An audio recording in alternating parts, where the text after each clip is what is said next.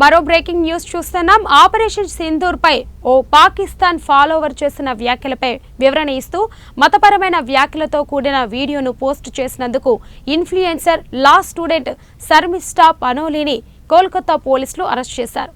ఆమె video social మీడియాలో పెట్టిన తర్వాత వైరల్ గా మారడంతో బెంగాల్లోని పలు ప్రాంతాల్లో ఫిర్యాదులు చేశారు. దీంతో 1500 కిలోమీటర్లు ప్రయాణించి గురుగ్రామ్ పోలీసులు ఆమెను అరెస్ట్ చేశారు. ఈ వ్యవహారం దేశవ్యాప్తంగా సంచలనంగా మారింది.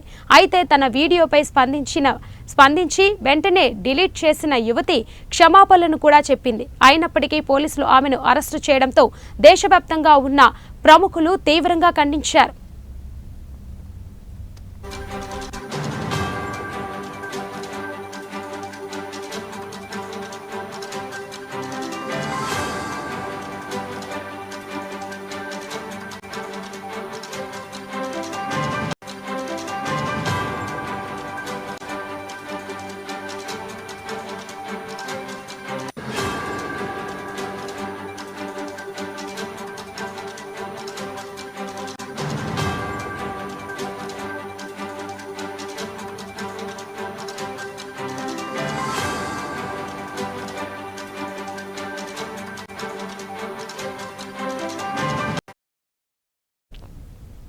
తనకు బెయిల్ ఇవ్వాలని యువతి కోర్టును ఆశ్రయించగా మొదట జూన్ 3న కోల్కతా హైకోర్టు జస్టిస్ పార్థసారథి చటర్జీ నేతృత్వంలోని వెకేషన్ బెంచ్ శర్మిష్ఠా పనోలీ యొక్క మధ్యంతర బెయిల్ పిటిషన్ను తిరస్కరించింది. ఆమె సోషల్ మీడియా పోస్ట్ ఒక వర్గం ప్రజలు మతపరమైన భావాలను గాయపరిచిందని, భారతదేశం యొక్క వైవిధ్యమైన సమాజంలో స్వేచ్ఛాయుత వాక్చాతుర్యం అంటే ఇతరులను గాయపరిచే హక్కు కాదని పేర్కొంది.